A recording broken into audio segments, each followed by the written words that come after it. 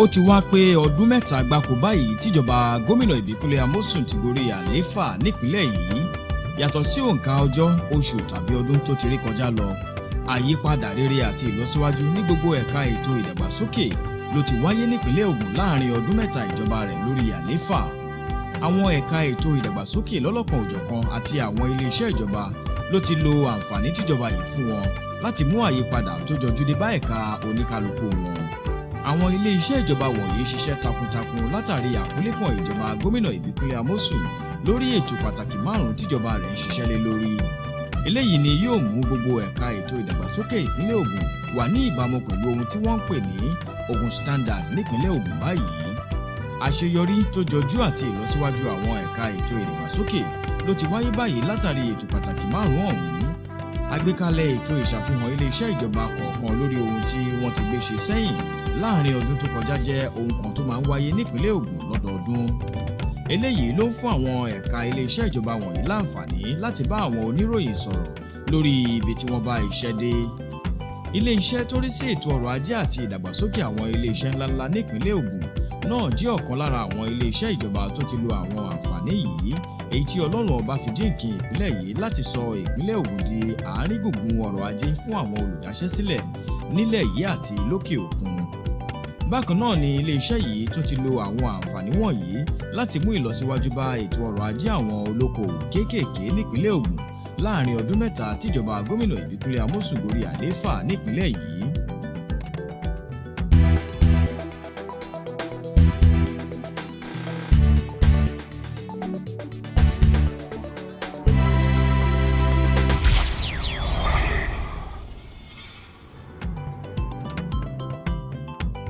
Ní kété tó gorí àlééfà ni ìjọba gómìnà Ìbíkúnlé Amósùn ti mọ rírì ìlọsíwájú àwọn olókoòwò kéékèèké gẹ́gẹ́ bí ọ̀nà kan gbòógì tó mú ìlọsíwájú bá ọrọ̀ ajé gbogbo orílẹ̀-èdè àgbáyé.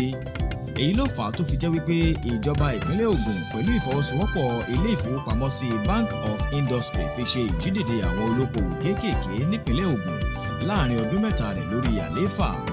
Ọ̀nà kan tíjọba ìpínlẹ̀ Ògùn gbé kalẹ̀ fún ìrọ̀rùn ètò yìí ni àǹfààní ètò ẹ̀yáwó fún àwọn èèyàn ìpínlẹ̀ yìí, èyí tí èlé orí rẹ̀ kò ju táṣẹ́rẹ́ lọ, pàápàá jùlọ fún àwọn tó ti darapọ̀ mọ́ ẹgbẹ́ alájẹṣẹ́kù, èyí tí ó mú ẹ̀yáwó náà rọrùn sí fún wọn láti gbà lọ́dọ̀ ìjọba.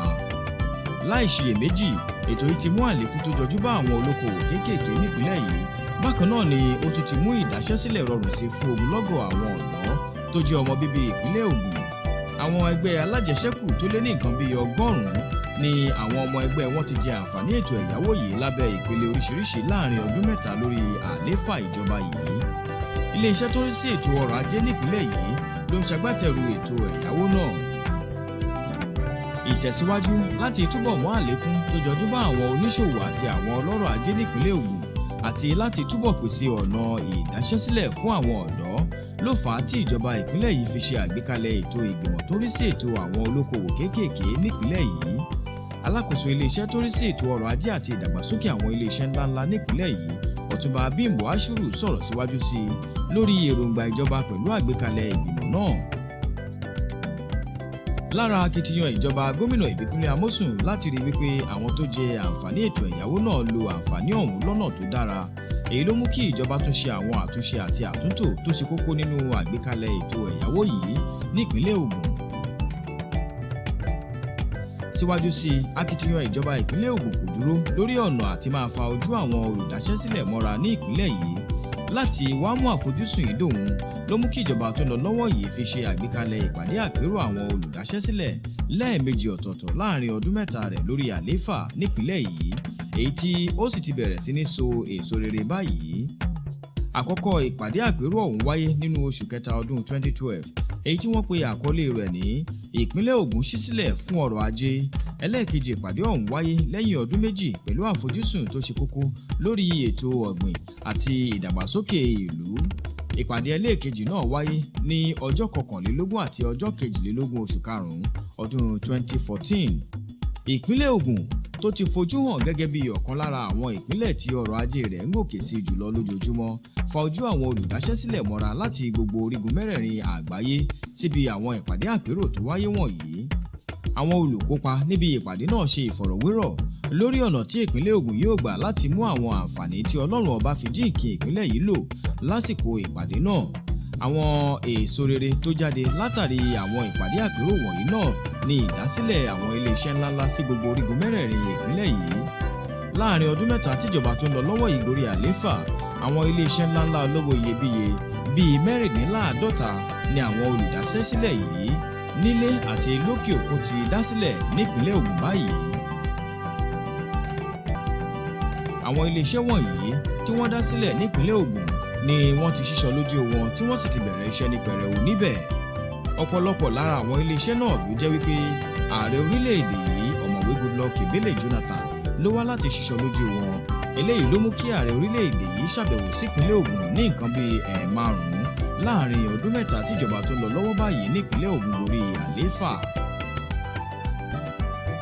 Láti ìgbàdégbà ni ikọ̀ iléeṣẹ́ tó rí sí ètò ọrọ̀ ajé àti ìdàgbàsókè àwọn iléeṣẹ́ nípínlẹ̀ Ògùn, èyí tí alákòóso iléeṣẹ́ náà Ọ̀túnba Bímbọ́ Ashiru Nkosodi máa ń ṣe àbẹ̀wò sí àwọn iléeṣẹ́ wọ̀nyí láti dámọ̀ràn pẹ̀lú àwọn olùdarí iléeṣẹ́ náà lórí bí nǹkan yóò ṣe máa lọ bó ti tó àti bó ti yẹ. Nígbà tí ikọ̀ náà ṣàbẹ̀wò sí iléeṣẹ́ Procter & Gamble P&G, èyí ni iléeṣẹ́ orílẹ̀-èdè Amẹ́ríkà tó tóbi jùlọ nílẹ̀ Áfíríkà, kó tó di wípé wọ́n ṣíṣọ lójú iléeṣẹ́ náà nínú oṣù kẹta ọdún 2014 yìí, àwọn olùdarí iléeṣẹ́ náà mú ikọ̀ àbẹ̀wò yìí káàkiri láti bójú wo bí iṣẹ́ wọn ṣe ń lọ níbẹ̀. Olùdarí ẹ̀ka àjọṣepọ̀ láàrin ìjọba àti iléeṣẹ́ P&G nílẹ̀ Áfíríkà, ìyáàfin Tèmítọ́pẹ́ Ìlúyẹmí, sọ̀rọ̀ síwájú sí i lórí àjọṣepọ̀ tó wà láàrin ìjọba ìpínlẹ̀ Ògùn àti iléeṣẹ́ P&G. Bákan náà ló tún mẹ́nubà àǹfààní tó wà fún àwọn èèyàn ìpínlẹ̀ Ògùn látàrí àgbékalẹ̀ iléeṣẹ́ yìí sípínlẹ̀ yìí. A rí àǹfààní tó pọ̀ ní ìpínlẹ̀ Ògùn State.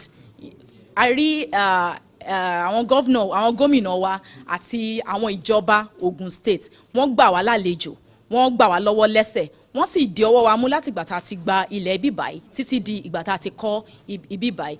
Wọ́n ṣeun gidigidi fún àwọn companies tó wà around, adẹ̀nrí tí gbogbo ẹ̀ ń gbèrú sí. Àwọn nǹkan báyìí ló fún wa ní ìfọ̀kànbalẹ̀ láti gbé ilé iṣẹ́ yìí lẹ̀ sí Ògùn State.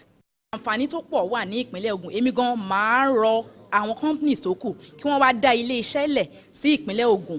Àwọn èèyàn tó máa ṣiṣẹ́ wà, ilẹ̀ wà, àwọn gómìnà wa àti ìjọba wọ́n ti fi oríṣiríṣi àǹfààní sílẹ̀ láti ṣe pé àwọn iṣẹ́ yẹn wọ́n gbèrú sí. Síwájú sí i, lásìkò àbẹ̀wò ikọ̀ náà sí iléeṣẹ́ Nispo Porcelain Limited, ọ̀gbẹ́ni Gbénga Adéoyè, ẹni tí ó ṣojú olùdarí iléeṣẹ́ náà sọ̀rọ̀ síwájú sí i lórí àǹfààní tí iléeṣẹ́ rẹ̀ mú wá fún àwọn èèyàn ìpínlẹ̀ yìí. Yàtọ̀ sí àlékún tí ó mú bá ọ̀nà tí ìjọba ìpínlẹ̀ Ògùn fi ń pawó wọlé, ìdásílẹ̀ àwọn iléeṣẹ́ wọ̀nyí tún ṣokùnfà ìpèsè iṣẹ́ fún ogunlọ́gọ̀ àwọn ọmọ bíbí ìpínlẹ̀ Ògùn. Bákan náà ni ó sì mú àlékún tó jọjú dé bá ètò ọ̀gbìn àti ìlọsíwájú àwọn àgbẹ̀ nípìnlẹ̀ yìí. Ààrẹ orílẹ̀-èdè Nàìjíríà ọ̀mọ̀wé Goodluck Ebele Jonathan náà tún sọ̀rọ̀ síwájú sí i lórí àǹfààní tó wà nínú ìdásílẹ̀ àwọn iléeṣẹ́ ńláńlá wọ̀nyí nípìnlẹ̀ Ògùn fún àwọn èèyàn ìpínlẹ̀ yìí.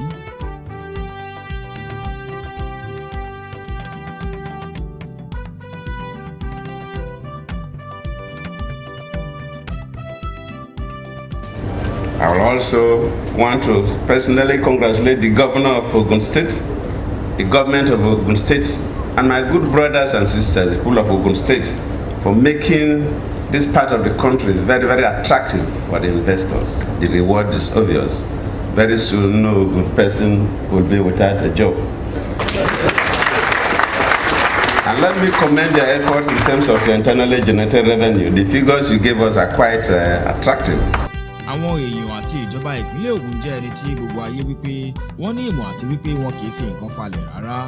Èyí ló mú ìpínlẹ̀ yìí túbọ̀ máa jẹ àǹfààní tó péye látọ̀dọ̀ àwọn olùbáṣepọ̀ wọn lójoojúmọ́. Lára wọn ni ilé ìfowópamọ́ Bank of Industry, èyí tí ó fọwọ́sowọ́pọ̀ pẹ̀lú ìjọba ìpínlẹ̀ Ògùn láti pèsè ètò ẹ̀yáwó fún àwọn tó jẹ àǹfààní rẹ̀.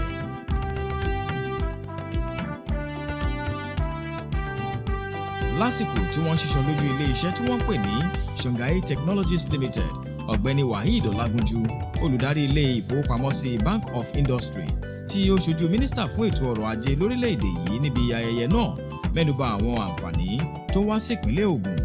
Ó ó sọ wípé àwọn àǹfààní náà ń wá látàrí àkólékùn àti ìfẹ́ tíjọba ìpínlẹ̀ yìí ní sí àwọn ará ìlú. Well, Ministry of Industry and Investment and collaborate through a number of agencies, particularly Bank of Industry as well, pẹ̀lú Ogun State Government. The Minister and the Governor, the Minister and the Commissioner, the management of Bank of Industry and the management of the leadership of Ogun State. Well, àjọṣe papọ̀ ẹ̀rí bá ṣe ń sọ̀rọ̀ lé ní a lot of collaboration tá a ti ṣe sẹ́yìn. Ó láwọn mẹ́ta tó fẹ́ ṣe wájú lọ́sẹ̀ tó ń bọ̀ nípa ìtọ́ka máa ṣe meeting pẹ̀lú àwọn Commissioner of Ogun State, àwọn Agriculture àti Investment kátó nǹkan tó lè jọ ṣe papọ̀. So lójoojúmọ́ là ń sọ̀rọ̀ lórí bá ṣe lè fọwọ́sowọ́pọ̀ láti lè mú ìdàgbàsókè sí ìpínlẹ̀ Ogun State. Ìdásílẹ̀ àwọn iléeṣẹ́ ńláńlá náà ní ìpínlẹ̀ Ògùn báyìí ti wá mú àyípadà rere dé bá ètò ọrọ̀ ajé ìpínlẹ̀ yìí. Bákan náà ni ó tún ti mú àlékún bá owó tíjọba ń pa wọlé lóṣooṣù. Èyí jẹ́ ọ̀kan lára ọ̀nà kan gbòógì tó mú àyípadà rere àti ìdàgbàsókè dé bá gbogbo agbègbè ìpínlẹ̀ yìí lápapọ̀. Láti nǹkan bíi $1.5 mílíọ̀nù náírà tíjọba ń pa wọlé lóṣooṣù kíjọba yìí tó gorí àléfà, gbogbo akitiyan ìjọba gómìnà Ìbíkúnlé Amósùn ti wá mú kí owó yìí gbẹnu sókè di nǹkan bíi bílíọ̀nù 4 náírà báyìí lóṣooṣù. Ọ̀túnba Bímbọ́ Ashiru, alákòóso iléeṣẹ́ tó rí sí ètò ọrọ̀ ajé nípìnlẹ̀ yìí náà tó sọ̀rọ̀ síwájú sí i lórí eléyìí àti owó tí iléeṣẹ́ rẹ̀ ń pa wọlé báyìí. The ministry's annual revenue collection when this administration took over in 2011 was an average of 30.5 million naira annually. However, the average monthly collection in 2003 was 43.63. Our revenue generation has gone way above that. I'm happy to tell you that we've been able to increase the revenue of that ministry by 1,282.72% in the last 30 months. Ilé-iṣẹ́ tó rí sí ọ̀rọ̀ ìwádìí sí ohun àlùmọ́nì àti bí wọ́n ti ń ṣàyàn rẹ̀ tí wọ́n pè ní Office of Raw Material Research and Development Council (RMRDC) jẹ́ ilé-iṣẹ́ kan tó wà lábẹ́ àkóso ìjọba ìpínlẹ̀ Ògùn àti ìjọba àpapọ̀. Ilé-iṣẹ́ yìí ló ń ṣàfihàn àwọn ohun àlùmọ́nì tí Ọlọ́run ọba fi jíǹkí ìpínlẹ̀ yìí. Bákan náà ni àwọn ilé-iṣẹ́ tó ń ṣe àwọn ọrọ̀ ajé wọn nípínlẹ̀ Ògùn náà tún ń pàtẹ oríṣiríṣi àwọn ohun tí ilé-iṣẹ́ wọn ń gbé ṣe ní ààyè yìí. Alákòóso ètò ọrọ̀ ajé nípínlẹ̀ Ògùn Ọ̀túnba Bímbọ́ Ashiru lásìkò tó ṣàbẹ̀wò sí ilé-iṣẹ́ yìí wòye wípé ilé-iṣẹ́ náà ṣàfẹ́kù ọ̀pọ̀lọpọ̀ ohun èlò tó yẹ kó wà níbẹ̀. Ó wá ṣe ládéhùn wípé ìjọba ìpínlẹ̀ Ògùn yóò túbọ̀ pèsè àwọn nǹkan tó yẹ wọ̀nyí fún ìlọsíwájú àti ìdàgbàsókè ilé-iṣẹ́ náà. Ṣé rí pé federal government àti state government ló ní bí báyìí afọ́n máa fi gbogbo nǹkan ohun ìtura oríṣiríṣi nǹkan tá à ń ṣe ní Ogun State hàn ṣùgbọ́n bá ṣe rí yìí láti gbàgbọ́n ti bẹ̀rẹ̀ wọn tí kò bójúmu kì í ṣe Ogun standard lélẹ̀ so a máa mú padà kó jẹ́ Ogun standard. Lára akitiyan rẹ̀ bákan náà lórí ọ̀nà àti pèsè àyíká tó dára fún ìlọsíwájú ètò ọ̀gbìn àti ìdàgbàsókè àwọn iléeṣẹ́ ńláńlá nípìnlẹ̀ yìí, ìjọba ìpínlẹ̀ Ògùn lábẹ́ àkóso gómìnà Ìbíkúnlé Amósùn tún fọwọ́sowọ́pọ̀ pẹ̀lú àwọn iléeṣẹ́ aládàáni láti mú iṣẹ́ àgbẹ̀ di ohun tí àwọn ọ̀dọ́ náà nífẹ̀ẹ́ sí nípìnlẹ̀ yìí. Iléeṣẹ́ British American Tobacco Nigeria Foundation (BATN) náà jẹ́ ọ̀kan lára irúfẹ́ iléeṣẹ́ tó fọwọ́sowọ́pọ̀ pẹ̀lú ìjọba ìpínlẹ̀ Ògùn lẹ́ka ètò ìdàgbàsókè yìí.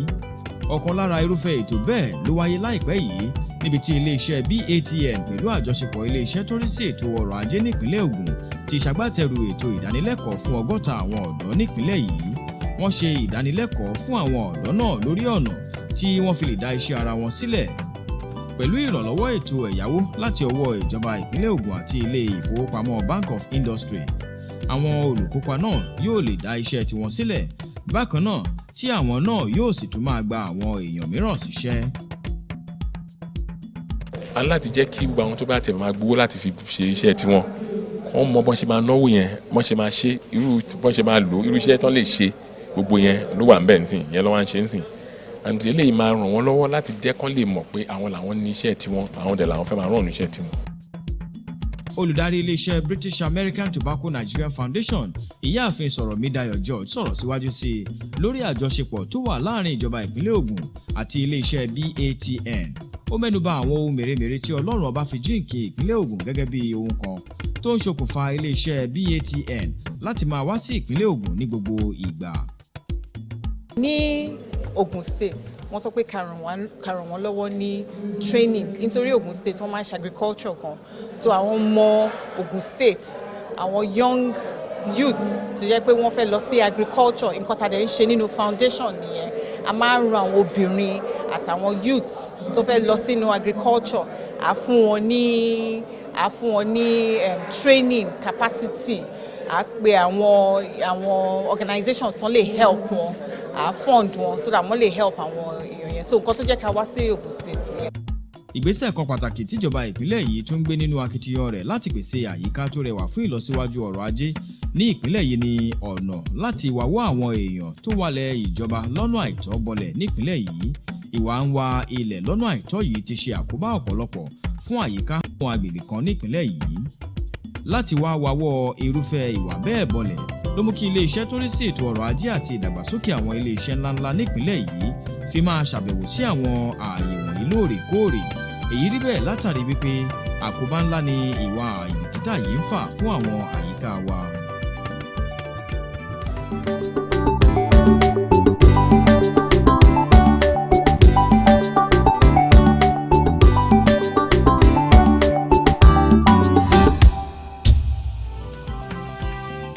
Àwọn èèyàn ìpínlẹ̀ Ògùn bẹ̀rẹ̀ látòrí àwọn ọ̀dọ́, àwọn oníṣòwò àti àwọn oníṣẹ́ ọwọ́ ló ti ń jẹ oríṣiríṣi àǹfààní tíjọba ìpínlẹ̀ Ògùn gbé kalẹ̀ lọ́lọ́kan-ò-jọ̀kan láti nǹkan bíi ọdún mẹ́ta tíjọba gómìnà Ìbíkúnlé Amósùn ti gorí àlééfà.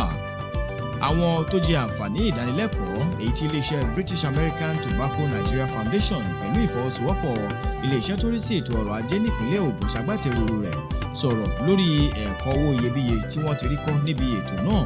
Bákan náà ni wọ́n tún mẹ́nubà ọ̀nà tí wọ́n yóò gbà láti ṣàmúlò àǹfààní tí wọ́n rí níbi ìdánilẹ́kọ̀ọ́ náà. Àwọn nǹkan tí mi ò ní òye sí tẹ́lẹ̀ ní ti ọ̀rọ̀ ọ̀gbìn àti mú òye mi gbòòrò sí mo ti rí pé tá a bá fi ìmọ̀ ìjìnlẹ̀ ìmọ̀ ẹ̀kọ́ tá a bá fi kún èròjà iṣẹ́ ọ̀gbìn yìí á túbọ̀ mú èso tó dáa èso tó pọ̀ àmújáde. Mo tún wá fẹ́ gba àwọn èèyàn lámọ̀ràn wípé kò ń ṣe àwọn tí wọ́n ń lọ sóko àwọn bàbá ayé àtijọ́ yẹn nìkan ṣọlá gbọ́dọ̀ dá iṣẹ́ ọ̀gbìn yìí dá táwa ọ̀dọ́ náà bá darapọ̀ mọ́ wọn á jẹ́ kí oúnjẹ pọ̀ lọ́pọ̀lọpọ̀ á jẹ́ kí àwọn òyìnbó gan táwa gan lọ bá pé kán wá ràn wá lọ́wọ́ àwọn náà á tún wá bá